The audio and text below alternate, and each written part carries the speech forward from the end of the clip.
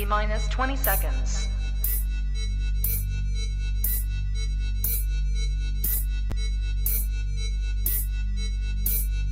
10, 9, 8, 7, 6, 5, 4, 3, 2, 1, 0. I'm supposed to be the franchise player, and we're in here talking about practice. I mean, listen, we talking about practice. Not a game, not a game, not a game. We talking about practice. Not a game, not a game. Me. Bam, bam. Me, man. Not a game. Slap that like she scored 30. What are we even talking about, man? We talking about sports here. We talking about sports here. Yeah. Welcome back to the Sunday morning sit down, fellas. Week 13. Week 13 is in. We already had a little bit on Thursday. Yep, and got off to a good start. We got to get into that first. The Cowboys, they covered pretty easily for you, Justin. Real quick, Roland. Let's cheers.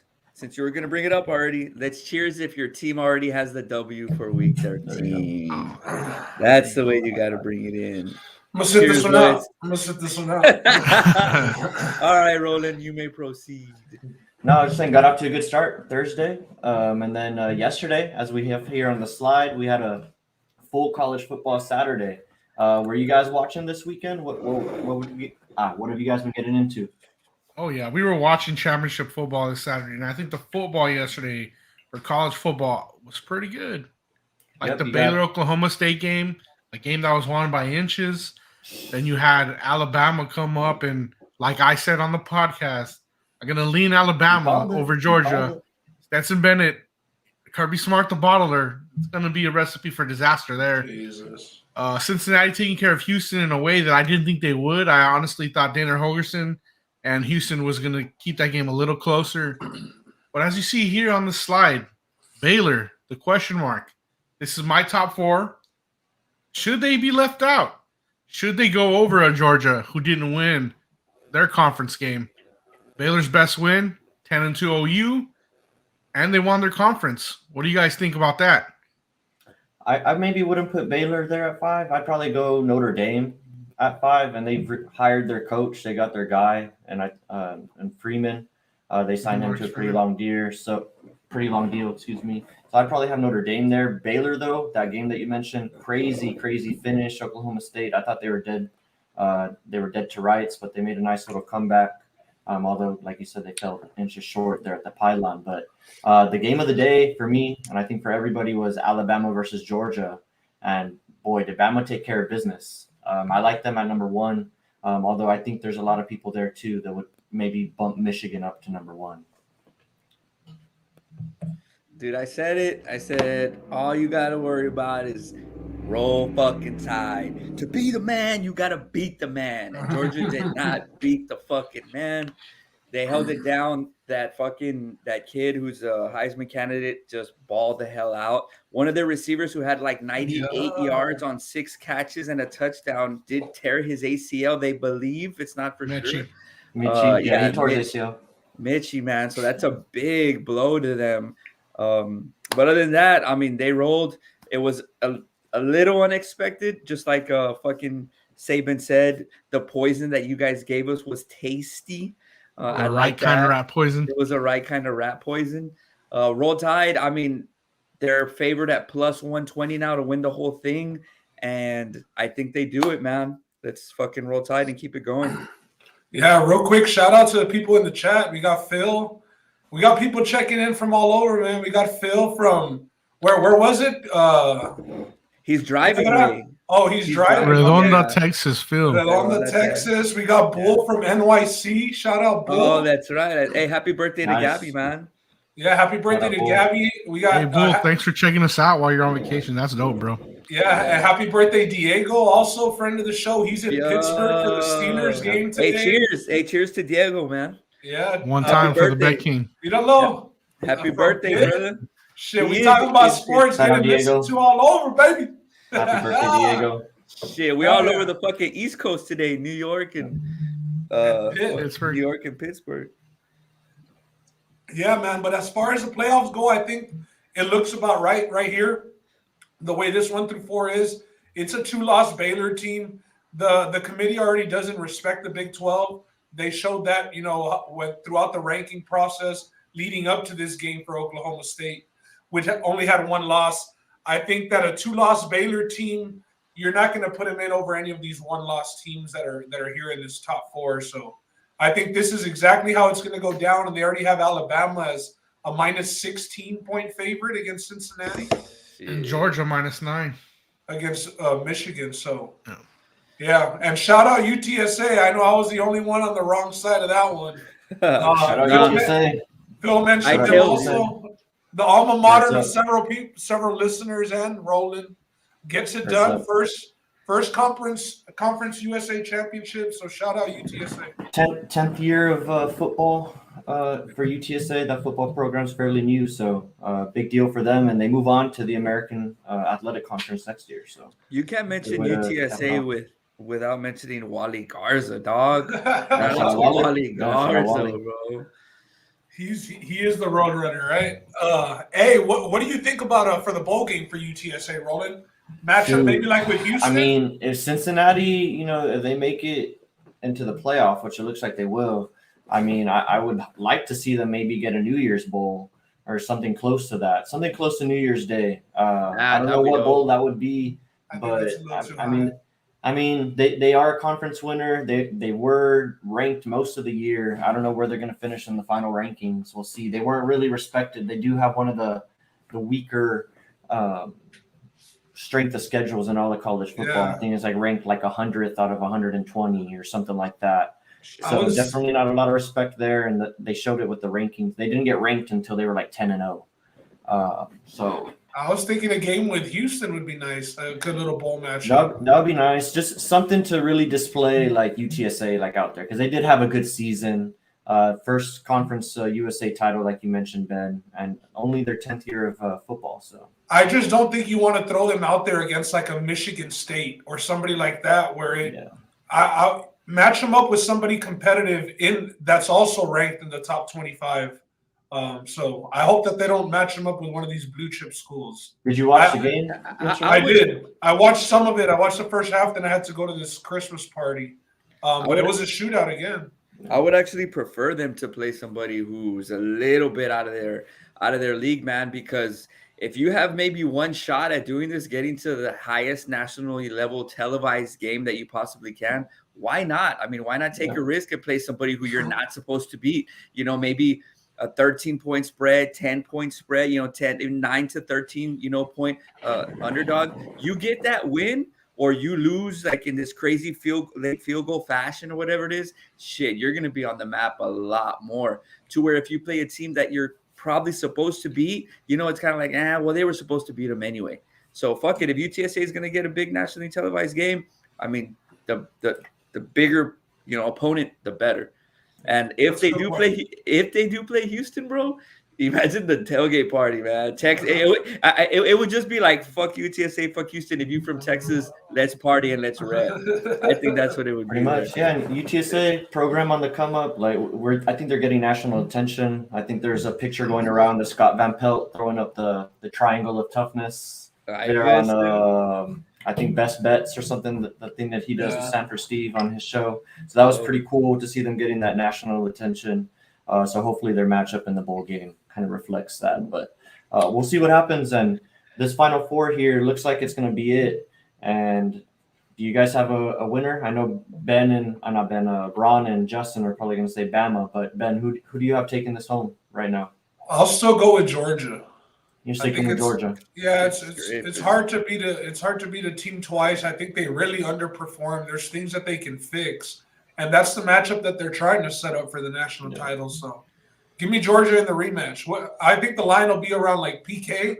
I mean, you got to think Mechie is out now, and he tore Georgia up. Yeah, he was having a great game. Jamison Williams did almost a better job than Mechie. He had a bigger touchdown as well. Jamison Williams is that receiver that you said, Justin, would have been the Ohio first State at Ohio State, right? He was fourth on the depth chart, at least. when he And the transferred. kid who caught the touchdown at Auburn is still starting. I think Alabama's going to win here. At the end of the day, you're still going to go out with Stetson Bennett. They didn't want to commit to JT Daniels at halftime when they should have, when Bennett had threw the interception right before half.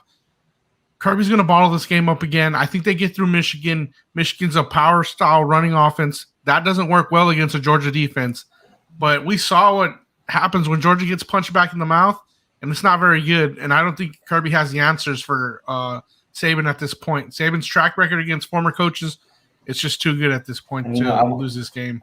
And before we wrap this up, I do want to highlight one thing that you did say was the offensive play calling change. You noted on Thursday that they switched from Bill O'Brien to somebody else. I can't think of his name off the top of my head, but it looked like it paid dividends for Alabama because that offense looked good. The play calls Bill O'Brien was doing was just plays that are NFL style that take a little while to develop.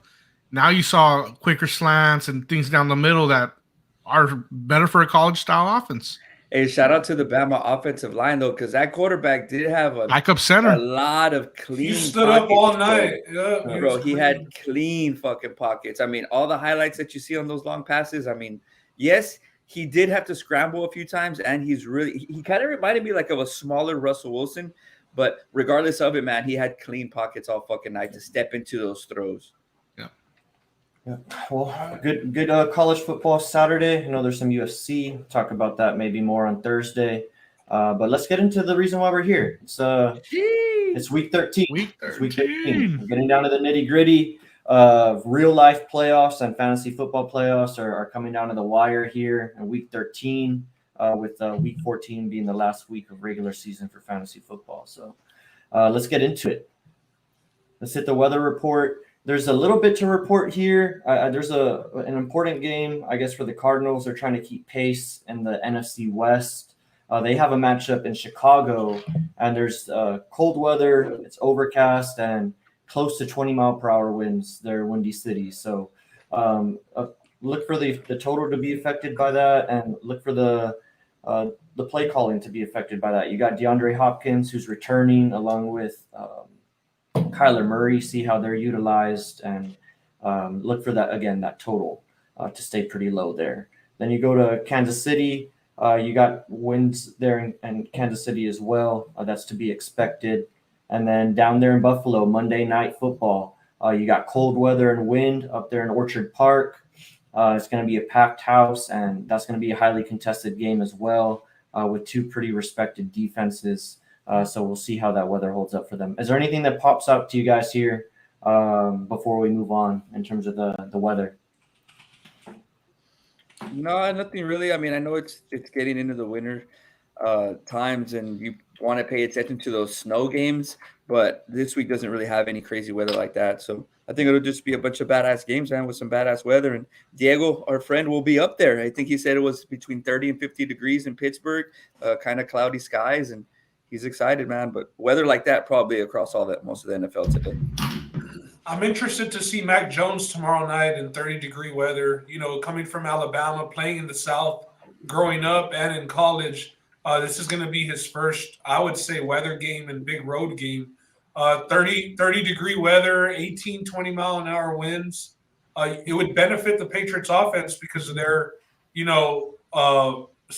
balance in the run game and pass game. You would think that it'd still be easy for him, but I do want to see him, in those environments. So tomorrow, I'm locked in tomorrow, man. I wish we were doing something tomorrow for that. Shoot, you might have to go live solo. Yeah, might have to act the fool before getting that big win. Jump through a table live on. Yeah, there you go. There we go. All right, well, let's move on.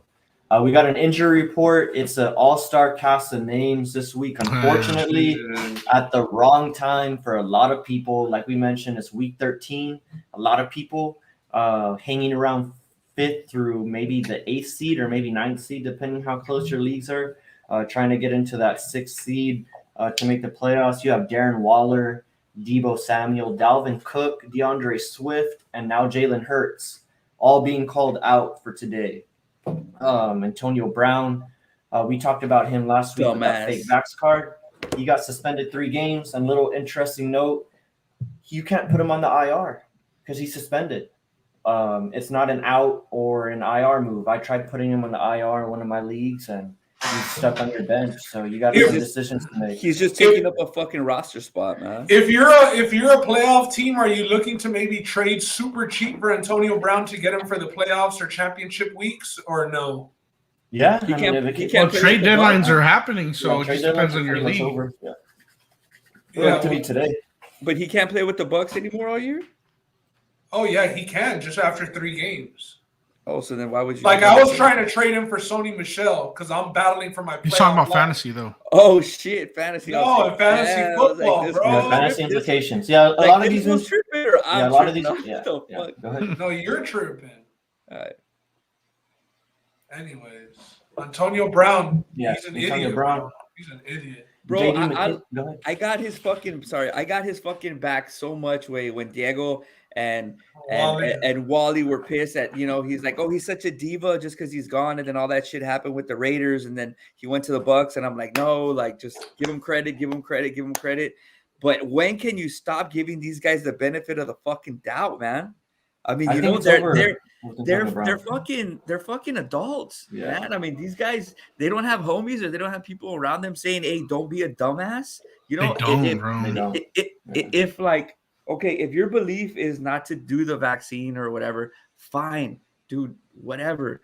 But go the Aaron Rodgers route, do it politically. This guy's like, what are you, bro? Like Fogel, like with my fake ID? Like that's fucking Antonio Brown. He's McLovin. Like, that's crazy. Bro, jeez, man. Crazy. I flip flopped. I was out on him. I thought that he ran himself out of Pittsburgh, and then I was back on. Yes, exactly. With the Bucks, and now I'm back out, and I'm done, fam. I'm done.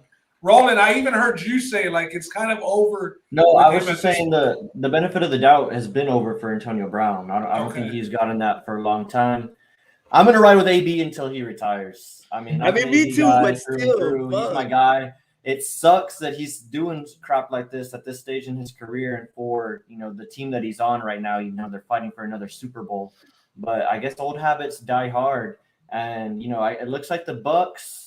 I don't know if they're throwing him under the bus or what have you, but they're not kicking him off the team right now. So hopefully they have him for a playoff run.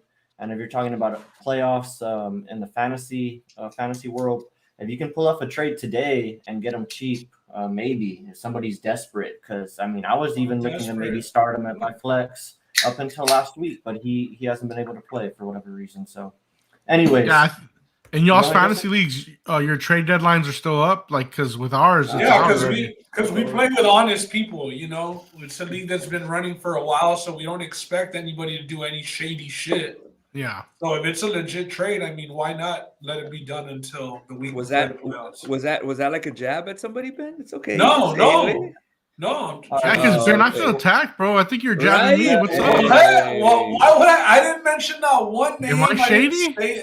No, you're not shady. No, but maybe like in another league it. that you're like trying to throw them shots, like in another league you're in or something. I'm just saying that's the way it is. When you've been in a league that's been running for a while and you don't expect, like me and Roland were talking about something that had gone down in a league or whatever, but like. When you're in the same league with the same people for several years, you just don't expect them to do, shady shit to screw somebody out of the money. Or like that one time you traded, was it Tyreek Hill, some other dude, Tamondo, or who was that? No, it was a Hunt, Kareem Hunt. There you go. It was Hunt. Yeah, he thought it was like Keith Hunt. That's cool. I love that. It just has to be said, Ben is like, every trade that Ben makes, it's like, hey, it's beneficial for both of us, and you're getting something good. Every time Ben, you gotta sell it. Every time somebody sends a trade, it's like, bro, what? You're trying to rob me and all this shit. Ron, we've never even traded, Ron. So. Here's the thing about Ben, though, that I do appreciate. Here we go. A lot of guys in leagues don't want to trade. Ben is willing to trade. Yeah. Leagues are boring when there's not trades. I like that, Ben. That's a good thing. You got to trade. A lot of the time, you're not going to be able to stick with the team that you drafted. Yeah, you gotta do your trades before injuries happen. You got to stick to the waiver wire and all that stuff. But let's get through this injury report real quick. We got J.D. McKissick, who's still out. I'd put Landon Collins up there because That secondary for the Washington football team was just coming together, and he's a big name that's going to be out. Jordan Whitehead, he's up there because he'd probably be guarding Kyle Pitts. He's a starting safety for the Bucks, and they play Atlanta today. Daniel Jones and Adoree Jackson are both out for the Giants, and Asante Samuel Jr., he's out again. Another guy who could probably be guarding Jamar Chase today for the Chargers. The ones here on the bottom, questionable game time decision. A lot of these guys are doubtful. Allen Robinson, Justin Fields are probably not going to play. Melvin Gordon, he's doubtful. So look for Javonte Williams. Darrell Henderson, he's probably not going to play. Some big decisions these guys have to make in fantasy today. Brandon Cooks, he's game time decision. James Robinson also. Deshaun Jackson and Josh Jacobs, they're game time decisions. And they're I guess Josh Jacobs is probably the bigger name there, but maybe you might be streaming Deshaun Jackson. And the Cincinnati O-line is a little banged up. This is the type of shit that makes you want to stop playing fantasy football, Roland. This is the type of shit. You got two guys in Reef and Hopkins that haven't practiced all week for that Cincinnati O-line. They're tough guys. They might give it a go. They're not ruled out, but we always like to talk about O-line injuries here because that can throw a game off. So anything, Ben, you were just saying this is what makes you hate fantasy football. Like you could have multiple names on this list on one team. Oh, bro, Yeah. I have three of these guys, 4 of these guys on the same roster, bro. It's horrible right now. I feel you. And then I don't even think is Henderson up here. Oh yeah, Darrell Henderson, bum. Yeah, no, and then the O line, like Mixon has scored a touchdown his last 5 games, and now you get 2 starting offensive linemen out. Yeah, Mixon's still there, but how's that going to affect him? You know what I mean? So just bad news all around. Well, this is where it pays to be a good fantasy player and look at our show and see who's in and who's out. And this is where the coaches and the managers and the owners of the fantasy teams are made, bro. When you get hit with the injury bug, like these are the trenches right here. So there we go, dog. I could dead your team in some instances. Yeah, no, it killed me. I stepped on landmine after landmine. Yeah, dude, honestly, the Debo one really hurts personally. I'm not gonna get into it too much, but seeing him go out that hurts. But they were asking for it. They've been running him at running back. They were asking for an injury with this guy, so whatever. That's why it's gonna be about the Hawks today, because the Seahawks today, Ron? Shout out to Pick. Yeah. So some news and notes real quick before we get into some fantasy questions and getting into the betting segment. The Cowboys. We talked about it already, so I won't really spend too much time on it. But do you think the Cowboys are back in town, Ron? Are they back on track? I know we talked about it a little bit. We were excited about the result, but implications. Do you think they're back on track? They are on track because they got the win, but performance-wise, I don't think it was a very great performance, especially late in the fourth quarter. Kellen Moore, he was going to be somebody who had the potential to be a head coach next year, which I think was a reach to begin with. And it kind of showed late in the fourth quarter, man, when they have a big lead and they're throwing the ball and going 3 and out and it's like just giving the other team a chance. Here's the ball. Here's the ball. Here's the ball. But luckily our defense stepped up. We had 4 picks. A couple of them were good. A couple of them, I think one was a duck. But just to answer your question, man, we got the win. We were playing great. We had a great first half, but second half wasn't impressive. And it's good to know that the defense is there and bailed us out, but it wasn't against a team who was, one of the top teams in the league. So a little bittersweet.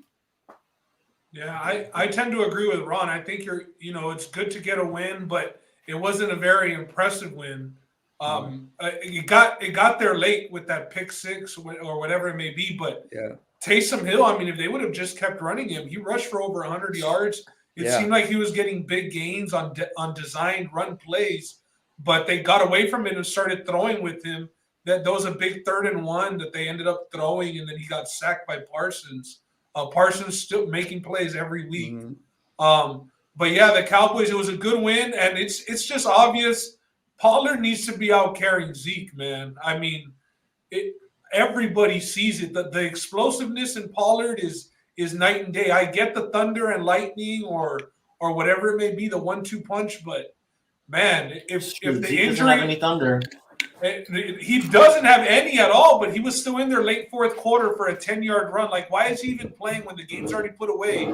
And there's rumors that he's a little banged up. Oh, he's clearly banged up, bro. You Well- could tell one of the plays when he was walking back to the huddle, like he had a clear limp, and they were up late. It's like sit his ass. Why is he in Or there? not even Yeah. play him. Or not even play sit him him. this Yeah. past because they had no need for him against the Saints. He is one of the probably the number one, if not top 3 back at picking up the blitzes. He's a smart good pass guy. He's a blocker. veteran, so he's in there. Hey, Dak's not gonna get touched. So that's one thing that I do love about Zeke. But yeah, man, I just fucking sit him, save him for playoffs. I mean, I don't know. And just you took the Cowboys -8 to Of start course. your picks. Did you like what you saw on Thursday? You know, I think it was a tough win. Saints still have a very good defense. It was Taysom Hill. If he doesn't get hurt, that finger, I think this game's a little different. I think it's a lot closer. I think when he hurt that finger, that hurt his ability to throw, which enabled the run for him. He took some carries away from Ingram the way we thought he would. It was a good win. I wish there's more data. You know, we got on the right track, but I need to see what we do next week to see if we're really back and make a statement. Hey, It's a game we should have win, and we did. So, shout out to Joseph Bowie, who was in here on Thursday, and he asked us Ingram or Cooper, bro. If and everybody kind of said Ingram, but if Teal doesn't steal those touches from him, I mean, those are Ingram's carries, man, and they ran Montgomery a lot too, which was Cooper unexpected. didn't do that good either. Cooper Yeah, only so had- sorry. Yeah, so sorry, Joseph, but The difference wasn't that big. It was like maybe a 4-5 point difference at the most. But both guys underperformed a lot. Cooper was limited as we expected him to be, during the show prior to the game. But the Cowboys still a little injured. It's a win to avoid 3 losses in a row. Big game next week going into Washington.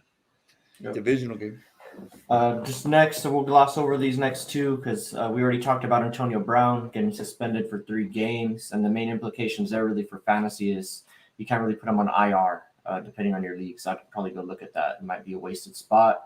And then salary cap. We all talked about the salary cap in the beginning of the year dropping to 182, up from almost 200 million last year or in 2020 because of COVID. It's going to jump up to 208 million. So looks like things are well in the NFL, and maybe that means that some teams are able to keep some guys that they otherwise wouldn't be able to with the extra 10 million in the salary cap. So we'll see what happens there. All right, well, let's get into the reason why we're here. Patrick Got some Mahomes. fantasy football. Got some fantasy football, and we got some questions. I know we have some questions in the comments. I love this part. Let's start off with Diego. He wants to know Clyde Edwards-Helaire or Saquon Barkley today. The Chiefs, they're playing the Broncos, and the Giants are playing the Dolphins. Helaire is a little sick. I think he's playing through an illness, and Barkley, we all know, is trying to get back on track for the Giants. Where do you guys lean here? This is tough, in my opinion. I like the Dolphins, the way the Dolphins defense has been playing lately, just the way the Dolphins team has been playing. You got a backup quarterback for the Giants and a very iffy O-line already. You got Mike Glenn in the neck going today for New York. I don't like Barkley at all. I would go with Lair just because of the offense that he's in. And since coming back, he has gotten the bulk of the work. He had a pretty good outing. He got in the end zone his first game back.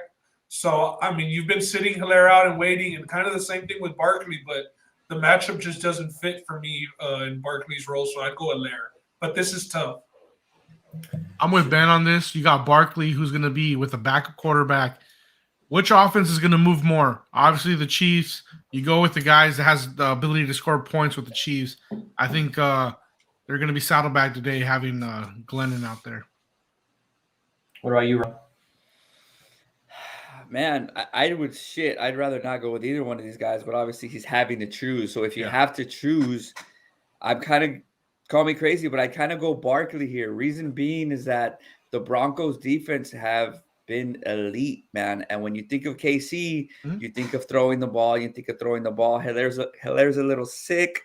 The Broncos D, that's what this is for me. I know KC can move the ball, but they do it more through the air. I like Barkley here because of the reason that he has a backup quarterback. So now you can't rely, on Daniel Jones, on Danny Dimes, looking for whatever receivers he has available. Can't rely on him anyway. Because, most of them are fucking hurt or can't catch the ball. So, I mean, Saquon is your only offensive option, I think. And the Dolphins have been playing a little bit better, but, maybe he can get, a couple, if it's a PPR league, maybe 3-4 receptions, turn that into some gains. He hasn't really had a touchdown this year that you can think, he did great. So maybe he gets a touchdown. So I just think there's more upside for Barkley because he's the only offensive option. But I don't love either one.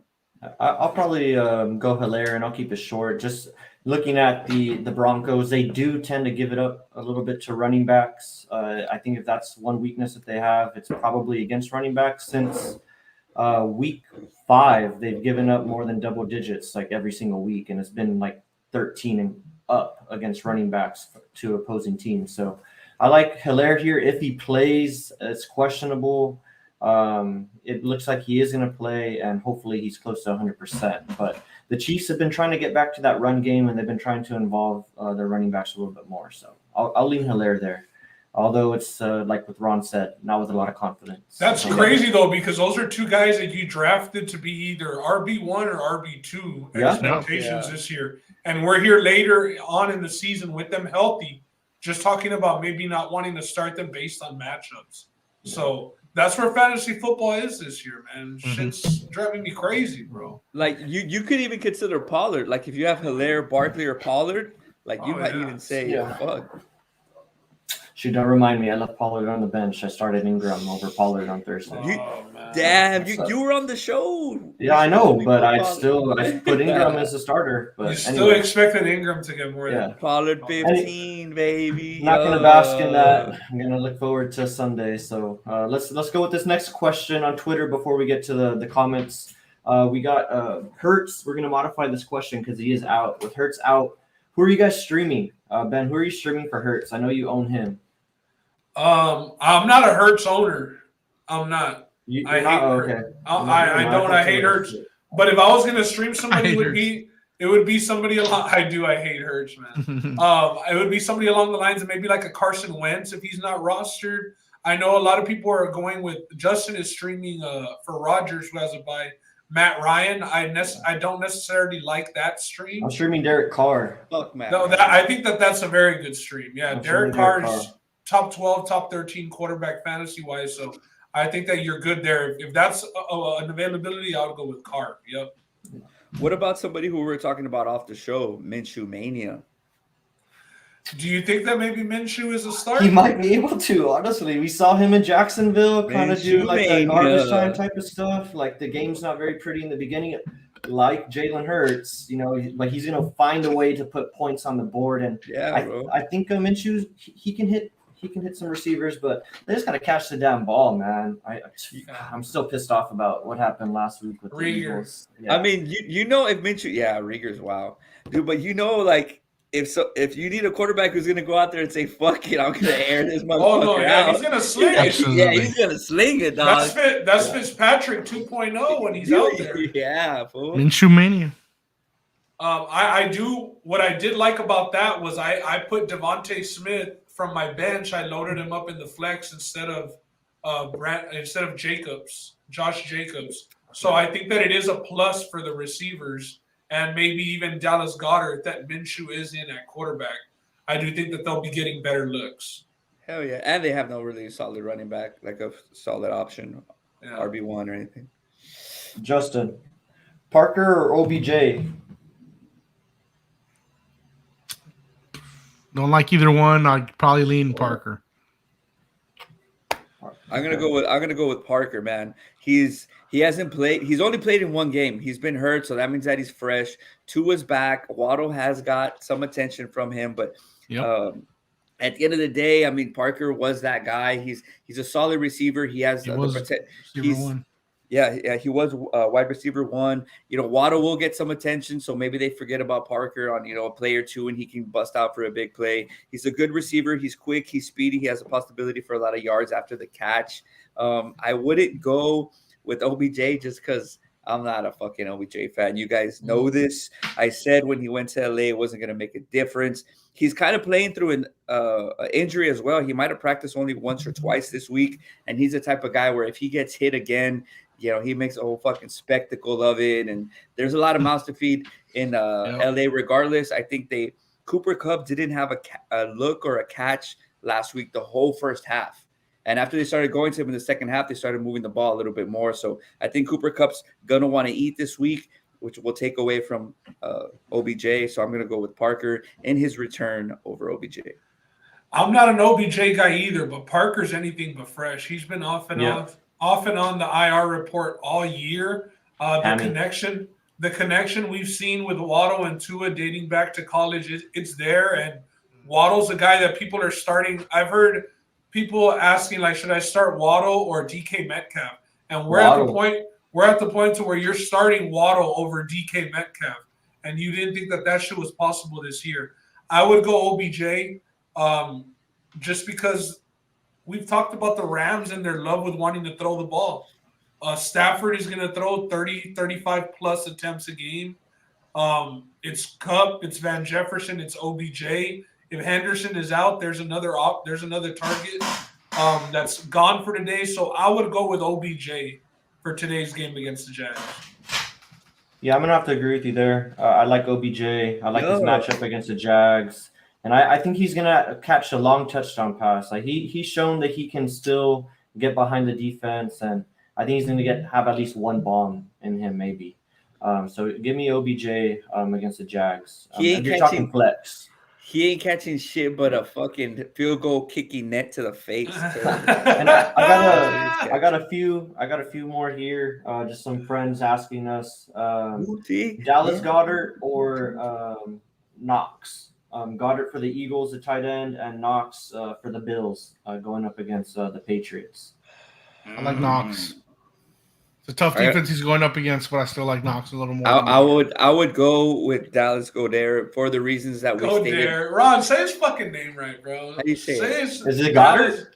Goddard, not Goedert. Ron just put some flair on it. He's all right. Put some flair. It's Goedert. But anyway, I would go with him for the reasons that we said about Minshew Mania. He's going to want to sling the rock. Clearly with Ertz gone, he's the number one option there. They have no running game. If they fall behind, it's just going to be pass. He's a tight end. They get looks closer to the, end zone. So I would definitely go with him here, boys. And Knox, I was watching that Tom Brady, thing, and they talked about how important their defense was in all those championship runs, and the fucking New England defense has stepped it the hell up, man. And I wouldn't sleep on them. So having another huge game. So I'll go there. Go ahead, Ben. I think that Knox has gotten to the point where he's that important to the Bills' offense, and other teams are noticing it to where they're going to try and scheme him out. Yeah, and the Patriots are one of those teams to where this is one of his biggest safety blankets, 6'7", 6'6" target, athletic. They're going to take him out, kind of like the way they did when they played the Falcons and they played Pitts. Now I know that the Falcons are a lot less talented, but I feel like if you take Knox away from Josh Allen, smaller targets for a bigger quarterback, he tends to overthrow guys. I would actually go with Dallas Goedert this week with Minshew throwing the rock. Yeah, I just don't think you want to jinx Buffalo in any way here. You're afraid to take them on the pick 'em, and now here, and I'm okay with that. I understand. I'm the same way. I think that's what it is. I'd have to agree, though. I'm probably going with Goddard here, just because the Patriots, they do defend the tight end well since week 7. They've given up 1, 2, 1, 11, 3, and 2 points against tight ends since week 7. So not looking good for Knox. I'll go Goddard here. I think Minshew is probably going to want to check down a little bit more. And he's probably the most reliable receiver other than Javonte Smith on that team. So I hope I'm wrong. Shoot, I'm starting Goddard in a league, so hopefully it works out. Reach. You said to start Goddard, fool. What do you mean? This is all right, Ray. This is all right. It happens. We're all in this situation at some point.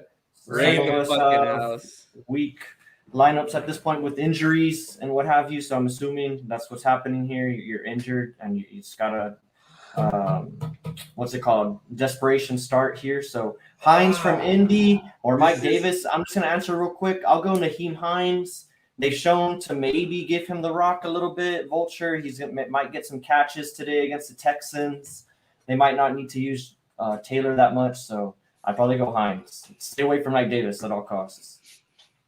Bro, this is like, man, Ray, if you're choosing, You're down in the dumps right now. If one of these guys have to be in your lineups today, God, bro, I'm sorry. Bro. Ron, if one of these guys had to be in my lineup, I ain't checking that fucking score all day, cause and I have a league where I'm doing that too, Ray. So no te agüites, cause damn, son. It happens. This is like there's nobody That's on the status of waiver. fantasy football right now. There's nobody on the waiver wire you can pick up. So we're talking about Hines then. I would go Hines also. Yeah, I think I would just go Hines. Mike Davis against that Buccaneers defense. Vitavea's back. Vita. He's back, so anchoring that run defense for the Bucs. I think Hines, like you mentioned, Roland, I expect the Colts to get the Texans out of there pretty quick, and we could see Hines get some, work, all the fourth quarter work maybe, or maybe late in the third if they're up by margin and they're not wanting to risk Jonathan Taylor. What about you, Just? Man, I go Hines just because, he's returning stuff too, and I think he's more active in the offense. Stuff, Justin. No, I'm saying because he's more active in the offense. Bro, I hate Mike Davis. This is a bad situation, but I lean Hines. Justin. If you just want to look at the bright side, I've been pulling up these stats here. I have it up like on CBS Sports or whatever, the positions versus defenses. The Texans, they did give up 11 catches to the Titans in week 11 to the running back position. So maybe Naheem Hines, if you're playing PPR, he sneaks in 5 catches for you for 40 yards and a couple of rushing yards, and you're looking at 10 points. That's what you need. So that's kind of to your point. What I was going to say, I saw a game and he's their pass catching back. You know what I mean? I've seen 2 or 3 of their games where he is their pass catching back. In a PPR league, he breaks one. He just has a bigger ceiling here, man.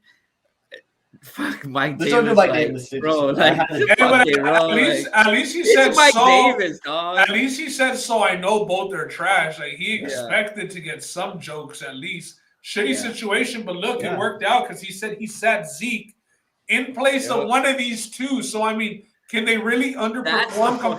Can they really underperform compared to what Zeke did? Zeke put up like a 3 spot or a 4 spot. I think Naheem Hines will outscore that. Sad part, no PPR. Oh no! God, right? Hey, don't check that league today, cuz don't check that league. In the end zone. We appreciate the honesty. We're gonna send positive vibes your way, and Hines is gonna put up at least 10 today, cuz we're going to the bachelor party and the wedding. Yeah. And I have one more question before we get to the next slide here for the fan mailbag. I have a question here. Sony Michel's available in this guy's league, and he's wondering, should I drop Chase Edmonds for Sony? He's desperate for a win. Yeah. Oh, if you're desperate, you got to. We're looking at double digits for Sony Michel today as the floor. Yeah, with Hendo out of the game, you got to go with fucking Sony Michel. And then Edmonds, you still have Connor, and who's been explosive. And you got to wait because he's still on the IR.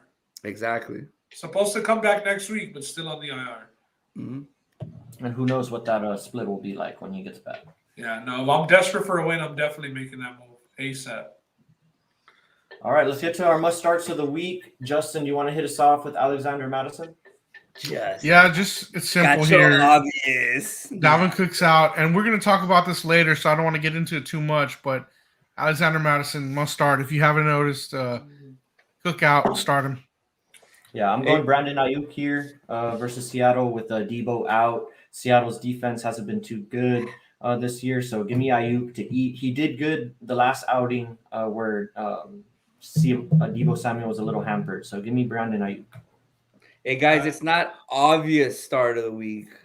Bro, you had Cooper Kupp up there one week. I don't know what you're talking about. And Josh Allen another week.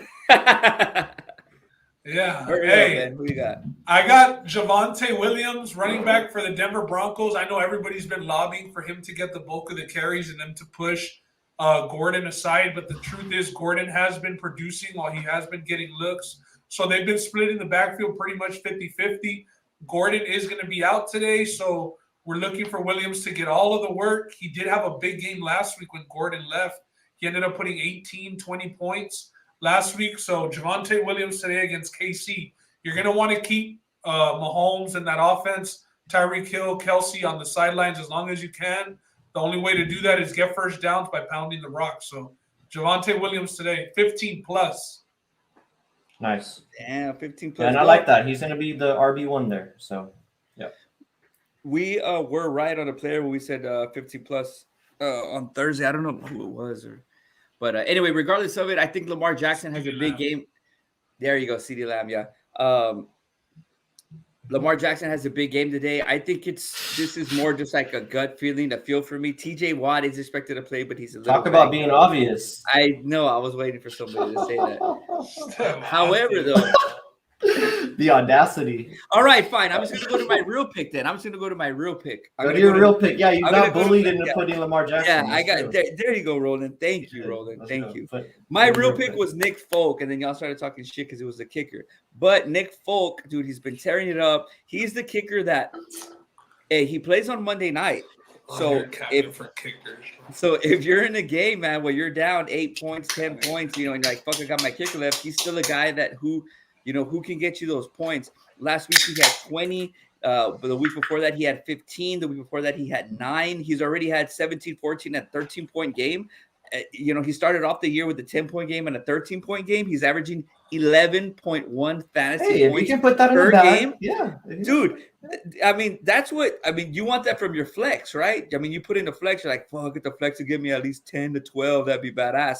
You're getting this from your fucking kicker. And he's probably available in a lot of the leagues. I picked him up when he's the number one kicker, Ron. He ain't going to be available. Well, I picked him up and he was fucking available in 2 of my leagues. How many weeks ago? Whenever Butker had the bye, I think it was. So 2 weeks ago. He ain't going to be available anymore. But what I'm saying, after those 2 weeks, he put up 16 and he put up 20. He's playing the Bills. All his shit's getting blocked this week. Thanks, Joe. Thanks, Joe. Facts, Ron. Here come the homers. Here come the homers. What up, Joe? So anyway, my must start of the week is Nick Folk. New England does have that offense where they move the ball a lot between the 20, but they don't have those explosive stars who can get them into the end zone. Mac Jones moves the ball really well. Folk has a good leg. It's weird because you think about him and you just see that green and white when he was with the Jets. Former Cowboys kicker too. Former Cowboys kicker too. So the journeyman who's trying to go out with a bang, my most start of the week is Nick Folk. Patriots have always had good kickers. And if you can put that in the bag, that 10, 11 points, like you're saying, Ron, from your kicker position, that is something to be said. I mean, I remember Harrison Butker last year was tearing it up for guys. And he plays on Monday. So, it's always cool when you have a player playing in that Monday night game and, There you go. So Ron's thinking outside the box. When they're gonna need 9, they're gonna need 9 from their kicker, and you guaranteed them 10. So he's guaranteed 6. So Ray 16 for me last week. Shout out to Ray. Shout out to Joe. Did Daniel Carlson put up 20-some? Oh yeah, he went off the Raiders. Yeah, he went off. All right, last little fantasy segment here before we get to our super contest picks and other stuff. Some streaming wars here. We're talking about all of these guys here that you see are probably going to step up for their respective starting running back. And out of these 3 guys, which one are you guys most comfortable with? And I'll throw it to Justin because your guy was Alexander Madison and must start. And you didn't talk much about it. So are you super confident in Madison out of the 3 guys here that are listed? I am. I think we've seen what he's been able to do when Dalvin Cook has been out, and he's been thrust into that position before. When you're looking at these 3, for a guy who had to be RB1, and he's the only one that's had to do that. Jamal Williams has always shared the rock. Sony Michel shared it in New England, and he shared it here at the Rams. So I'm going to go with Madison. What about you, Ben? Out of these three guys, who are you the most confident in? I think Madison's the obvious pick, but I would start Sony Michel over Jamal Williams if that was the option. I mean, Madison's like he could finish, top 5 RBs this week. That's the ceiling against the Detroit Lions. You expect them to be scoring often. We know that when they get inside the 5, they like to run the ball and pound it in. And Madison is pretty much the same build as Dalvin Cook, just not Dalvin Cook. So Madison could be top 5, top 10 running back this week. But I think the other two guys are a little more interesting just because you know what the Lions offense is. They haven't scored 20 points in 2 months. But DeAndre Swift has still found a way to be serviceable, more than serviceable. Should be RB number 5, RB 6 prior to the injury. So Jamal Williams could be seeing a lot of dump offs. You know how Goff likes to play, if Goff is even playing this week. But a lot of dump offs for Williams. I think Sony Michel's in a better offense. And if Henderson is out, we haven't seen any other running backs really get work besides Sony Michel and Henderson. Not the biggest back, so it worries me around the goal line, but I think that Sony Michel is an RB2 start this week. Yeah, give me Sony Michel to hit RB2 for you and keep you afloat. Because really, you're only looking at this if you're starting Henderson, or maybe if you're desperate at running back and don't already have your running back position solid, you're bumping up one of these guys to your starting positions. So give me Michel. If you're a Henderson owner, I think you can feel pretty confident that Michel is going to fill in and at least do what Henderson was doing or a little bit better, because Henderson hadn't exactly been lighting up the scoreboard for us these past few weeks. So give me Michel here. Although Madison can't go wrong there. Hey, I'm gonna go against the grain all day long. It's my first Sunday show back with the boys. We're all 4 here together, so why not have a little contrary pick here? Give me Jamal Williams versus the Vikings. The only reason why, the Vikings are dead last against rushing yards allowed. All right, Jamal Williams is gonna want to show out. You know the way their coach is. He's a tough coach. Goff is an iffy quarterback, but he's going to want to win in the trenches. Give me Jamal Williams against that last place Minnesota rushing yards allowed team. Swift is out of the way. Just like Ben said too, he could get some dump offs. So I think Detroit's going to focus on running the ball. I think it's going to be a lot closer game than people think. Minnesota's coming off that, win. They're always in close games. So I would say a tough game. I think it's going to be, maybe not low scoring, but I think it's going to be a lot closer game than people think. Jamal Williams is solid. I mean, he's not a back that, is a scrub. Even when he was in Green Bay, he did really well. So give me Jamal Williams over these other two guys, and that kind of coincides with my Lions +7 pick too. I know these are all backups, but I think another name that could be on here is Miles Sanders for the Eagles, a guy that's been on a lot of people's IRs, probably dropped because he wasn't playing well and then got hurt. I know I picked him up in 2 leagues off the IR, and I expect big things from Miles Sanders today, so he could be a guy that's on some people's benches. I think he has high RB2 ceiling this week for Miles Sanders. I think you're muted, Roland. No Jordan Howard there in Philly, and I think Boston Scott's a game-time decision. So looking good for Miles Sanders. Yeah, because I was going to say they do running back by committee over there, but with those two guys out, then he's going to be getting the work. What you're holding there with Sanders. And then against the Jets. Yeah. It's a good mix for you, Ben. All right, let's get to some betting trends real quick before we get into our picks. Ben, is there anything here that stands out to you? The Cardinals being 7-2 their last 9, that one stands out a lot, and I think that's a team that you want to get behind. Does the weather? The weather really doesn't bother me because it's Andy Dalton that's going to be quarterbacking for the Bears. But my question, I guess, for that one was, does the weather really bother the Cardinals, who are play in a dome in Arizona? It's Kyler Murray's first game back, DeAndre Hopkins' first game back from injury. Do you think that the Cardinals start off hot? What do you all think? Or do you think that the Cardinals take a little bit of time to get going?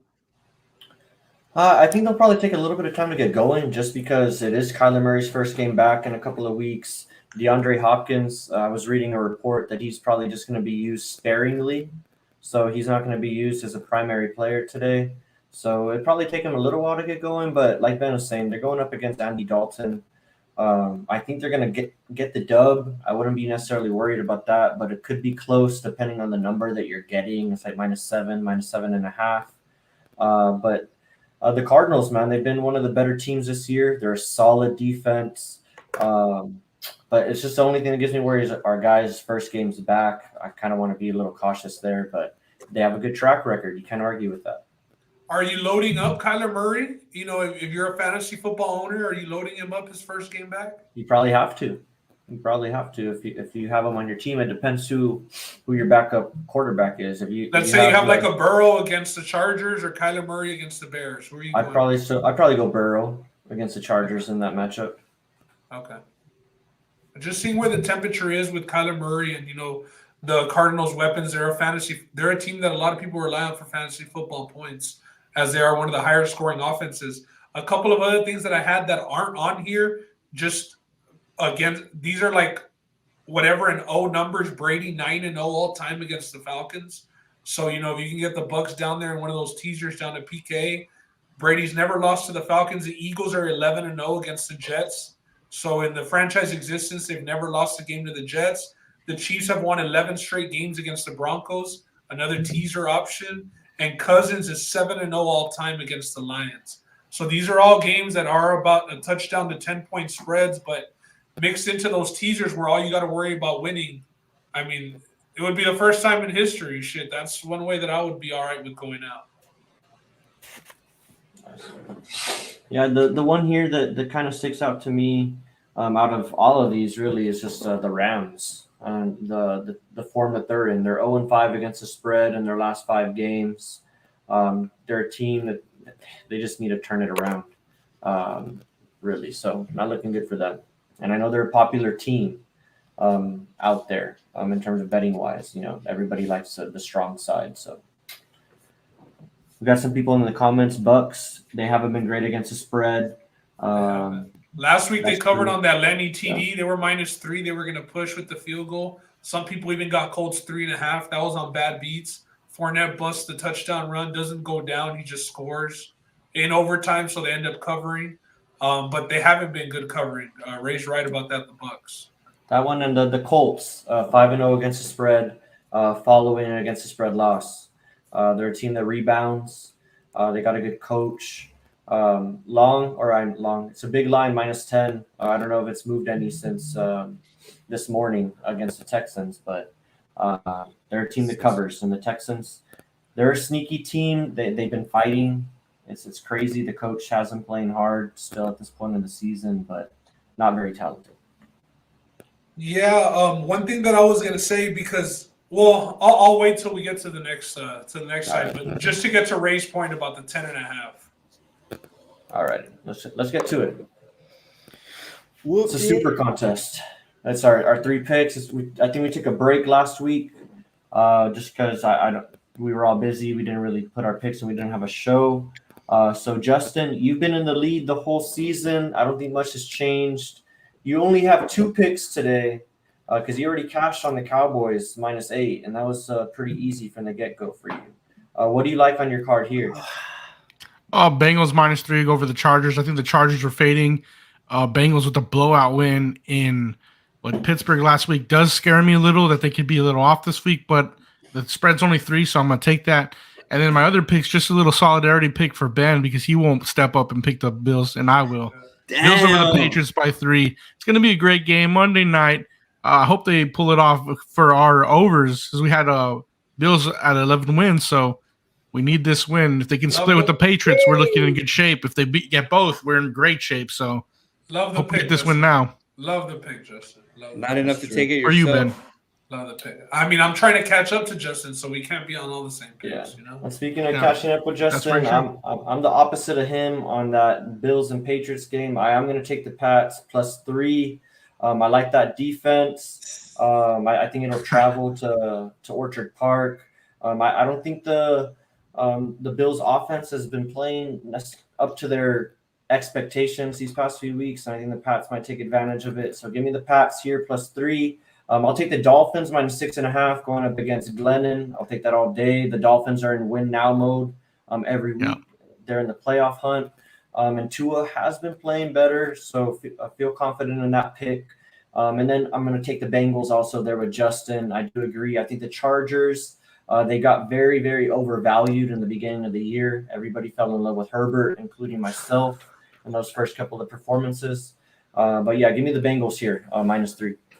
Roland, you said something about the Dolphins being in win now mode. Are the Dolphins playing for the head coach's job at this point? Is Flores somewhat on the hot seat? Man, I don't know. That's a tough question. I mean, it depends really how they finish the year.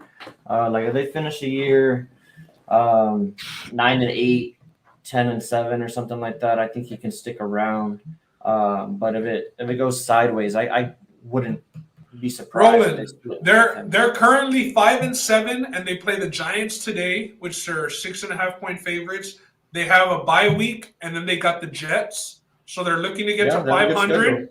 They're looking to get to 500. Then they got the Saints, the Titans, and the Patriots. So they're a team that would probably have to win out to get in that playoff mix, but they have been playing a lot better. If they can get to 9 wins, do you think they could probably get in with a wild card?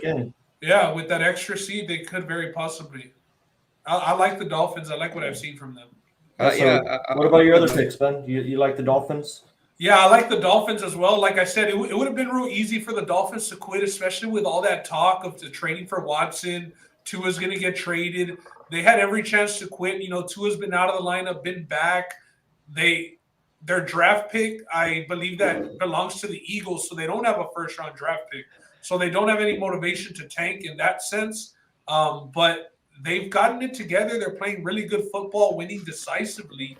And so, yeah, I'm comfortable backing them today against the neck, Mike Glennon. And then after that, the Colts -10. I know Ray was saying -10.5. I was able to find -10. The Texans, they have 9 losses this year. 6 of them are by 10 or more points.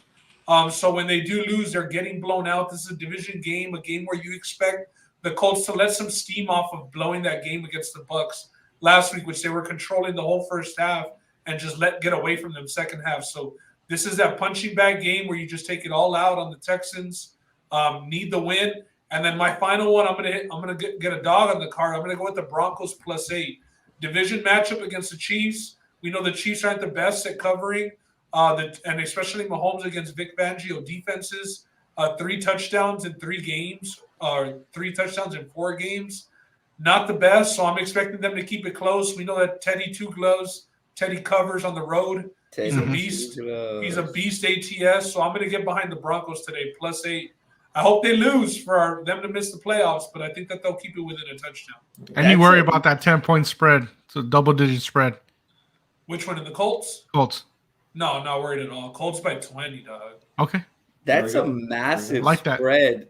For the way that the fucking Broncos have been playing, bro, that's a massive spread. It was at 10. It was at 10 earlier, and it came down to +8. 2 points is a lot. You're still over a touchdown. You're still over a touchdown. Yeah, still over a touchdown. Dude, I'm going to fucking tell that play, bro. Ah, gee. I'm going to tell that play. All right. They don't cover. I'm going to have to hear about it. I'm going to have to. Yeah, there you go. There you go. There you go. I'll tease it. No, because honestly, give me the Cardinals. I think it was at 7.5, but I bought it down to 7. If not, maybe some books still have it at 7. So they're 7 out of their last 9 wins have come by over 10 points. So these guys are, covering machines, especially with the spreads as high as 10. Chicago doesn't have Robinson today. He might be hurt. Arizona is also 4-1 against the spread versus teams with a losing record, and they're 22-7 on the road versus teams with a losing record, man. Chicago's 6-14 against the spread versus teams with the winning records, and right here they're 0-4 as home dogs against the spread. So, I mean, all those signs are just pointing to Arizona covering. Kyler is a little banged up, but I think they still get the job done. They'll give it to James Conner. I think he's got a big game. He's been solid, all year. Chicago's just going to be scrambling here. Andy Dalton's going to play. They don't look great against him.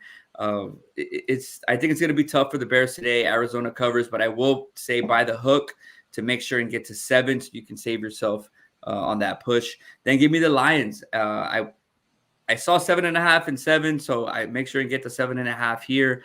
Minnesota is 5-2 against the spread and 4-1, like you guys mentioned, against the spread in the last 5 road games. However, they're 1-7 against the spread as favorites, and they're 0-6 against the spread versus teams with a losing record. Also, there's no Cook, so Madison might do well, but he's still an RB2 the way, either way you look at it. And like I mentioned earlier, they're last against yards per rush. Detroit is that team who's tough, man. Just like their coach, they stay in games late, and they're 5-0 against the spread after scoring less than 7. They threw up a dud last week, but with that stat right there, I would say Detroit plus 7.5. And then my last one is Baltimore -4. It's just, this one's just a gut feeling right here. Hating on Diego. Pittsburgh won both matchups last year. So I think that Lamar's way better. I think that we can all agree he's having a way better year. He's out to prove a point. They're 5-1-1 in their last 7 at Heinz Field. So they go to Pittsburgh, man, and they do well there. And they're 5-2 against the spread on grass. They're getting some big defensive pieces back. I think Calais Campbell is back. He was a little banged up. Queen isn't as hurt as they thought of. So I think the defense is going to step up. It's going to be a low-scoring game. Pittsburgh's 1-6 against the spread their last 7 home games.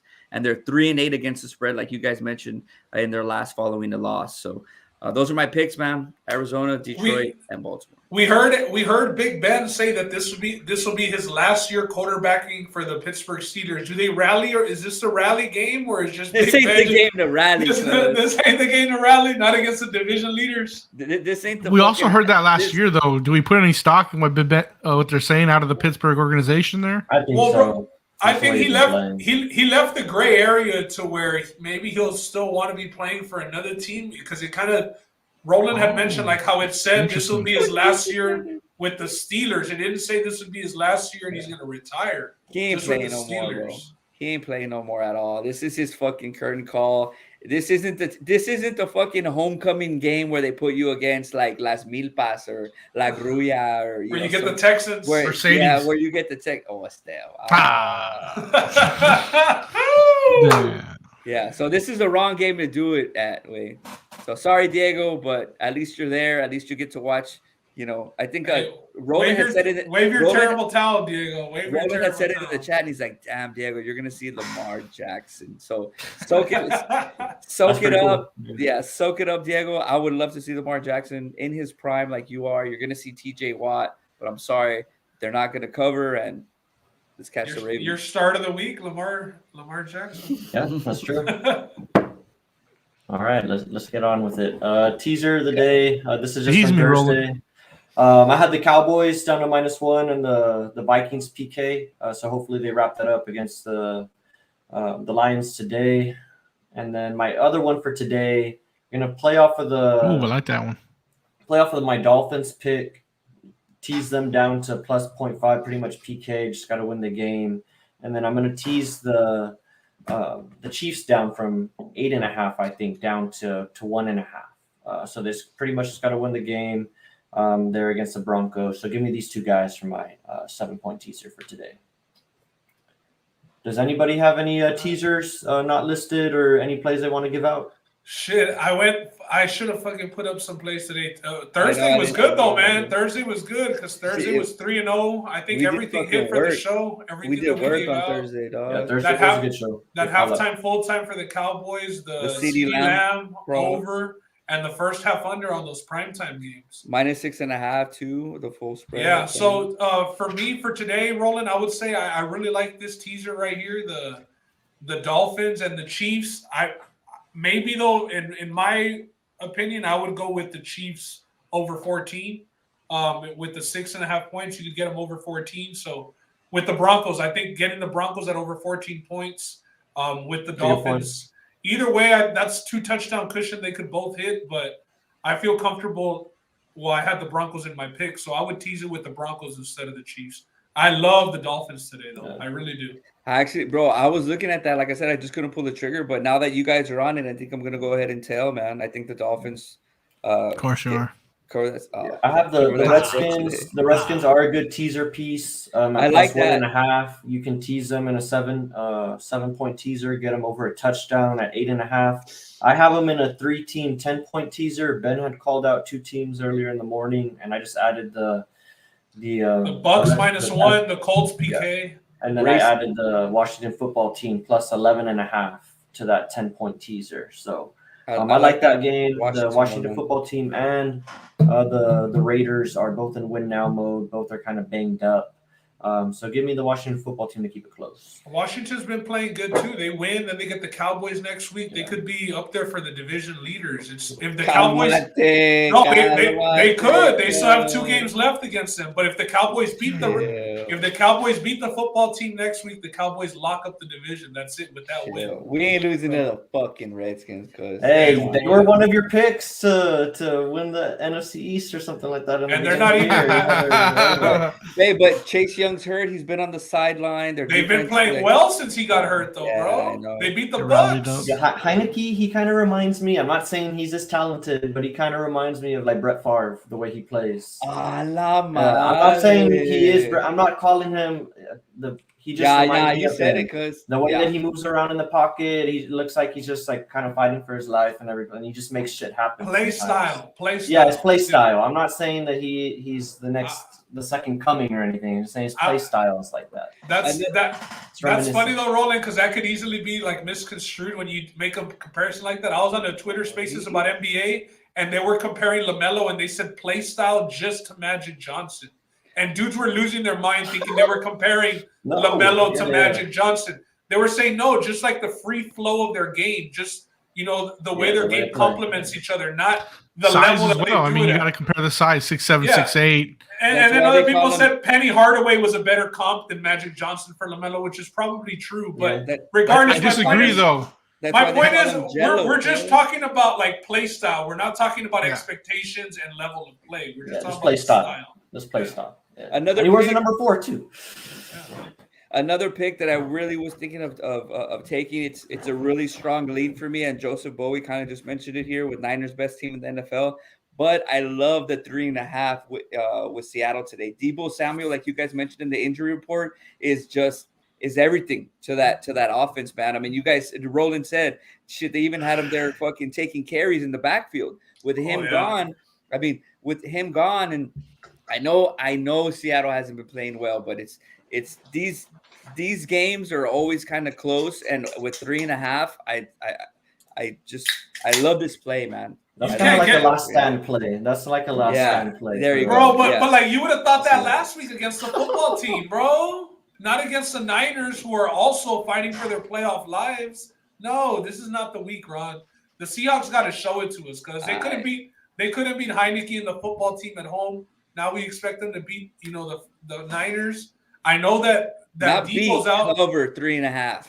Oh, 3.5. Okay. I guess they could lose by a field goal. I don't see it, man. The Seahawks are dead in the water, bro. They're done. I'm glad.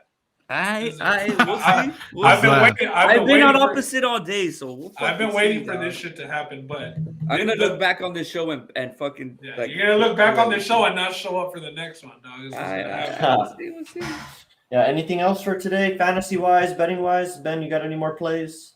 Nah, that's all. I like Godwin to have one of those games where he's top 5 wide receiver, so his receiving props, him to score a touchdown. Brady owns the Falcons, owns them. What are they? Do you know off the top of your head or no? I don't know, but I know it's under 100 yards for damn sure, so it should be in the 70s or 80s. But I expect Godwin to have a huge week this week. Huge week. And I'm playing against him in fantasy, so it makes sense because when I play against guys, they have career days, baby. Well, I hope that happens. I need Godwin big today. Need the Godwin big. What about you, Jess? Is there anything that you're looking forward to today? Now that the Cowboys are done playing? No, nothing at all. I'm in a great position. My team has already played. I got nothing to worry about this Sunday. I just got to enjoy the games, eat some wings, and have a good Sunday. And I love that I'm in this position. Because we know that your dad, your dad cooks better than you, Justin. Shout out to Eddie. What up, Eddie? I don't know. I'm making the wings, so we'll see. Hey, make sure to have us a plate ready to go pick it up. Put it in the mailbox. No, you can't be doing that. Hey, Godwin I Ben. purpose for that disc, Justin. The only prop that I saw that popped up for Godwin just real quick was over 5.5 catches, over or under 5.5 catches. Yeah, I like him to have a game. So. All right. Well, that was another We Talking About Sports Sunday sit down. It's week 13. That was fun, man. It was badass to be back. Yeah, maybe tomorrow a little pop up before that Monday night or the best Monday night game of the season. We'll see if anybody wants to join me. Where can they find us? Where can they find us, Justin? I think Roland has that slide up. Yeah. Let me get to it. Socials. Yeah, here are There we socials. go. Find us on Twitter, Facebook, YouTube, TikTok, Instagram. I just reposted a little video from a UFC edit on Instagram, and I think we had the most likes we've ever had. It was I saw that. the little goat. Over like 200 likes. That was pretty funny. The gram? Where's the gram? We don't have a gram on here? Oh, we don't. We'll get it up there soon. It's the same on all platforms. I mean, that's pretty much the same on all platforms. And there's about 30 minutes till kickoff here at 12 o'clock. If you guys have any questions up until kickoff, hit us on the socials, and we'll try and answer them. Yeah, for sure. All right. Yeah, Later, what do we got coming up? Possible a little 15-minute tomorrow, maybe 30-minute with Ben before game of the week. What I think, Bills Patriots, and then Thursday.